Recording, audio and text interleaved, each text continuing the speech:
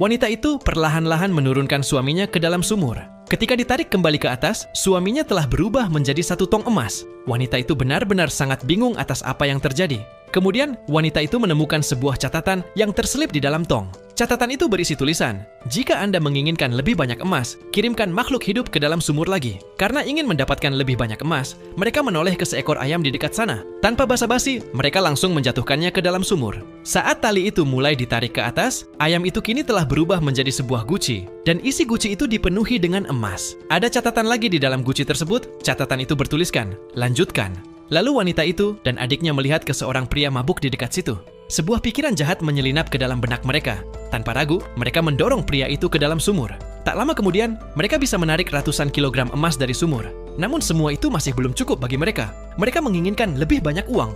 Akhirnya, mereka menemui kepala polisi di daerah itu dan meminta tolong padanya. Mereka meminta polisi itu untuk membawakan mereka 1 mayat setiap hari. Sebagai imbalan, mereka akan membayar dengan emas. Tanpa berpikir panjang, polisi itu langsung setuju. Lalu sore harinya, anak buah polisi membawakan mayat yang telah diminta. Saat polisi itu bertanya, "Mayat-mayat ini untuk apa?" Wanita itu hanya menyuruhnya diam, lalu menyuruhnya ambil saja emas itu dan tidak perlu banyak tanya. Untuk mendapatkan lebih banyak emas, polisi itu mulai berburu mayat setiap hari. Dan ketika dia tidak dapat menemukannya, dia akan membunuh seorang pengemis secara acak. Kemudian, pada suatu malam, dia menyelinap ke rumah wanita itu. Ketika dia melihat tumpukan emas di mana-mana, dia menginginkan semuanya untuk dirinya sendiri. Dia mencengkeram leher wanita itu, tetapi saat mereka bertengkar, tiba-tiba sambaran petir menyambar dari langit.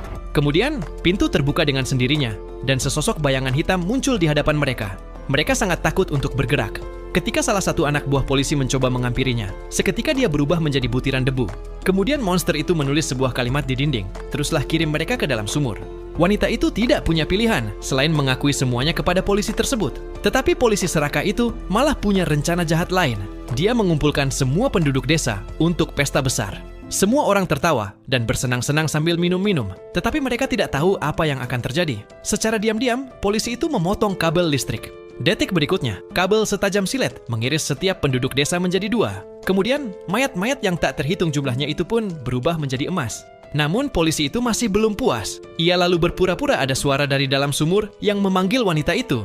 Begitu wanita itu mendekat, ia langsung mendorongnya ke dalam sumur.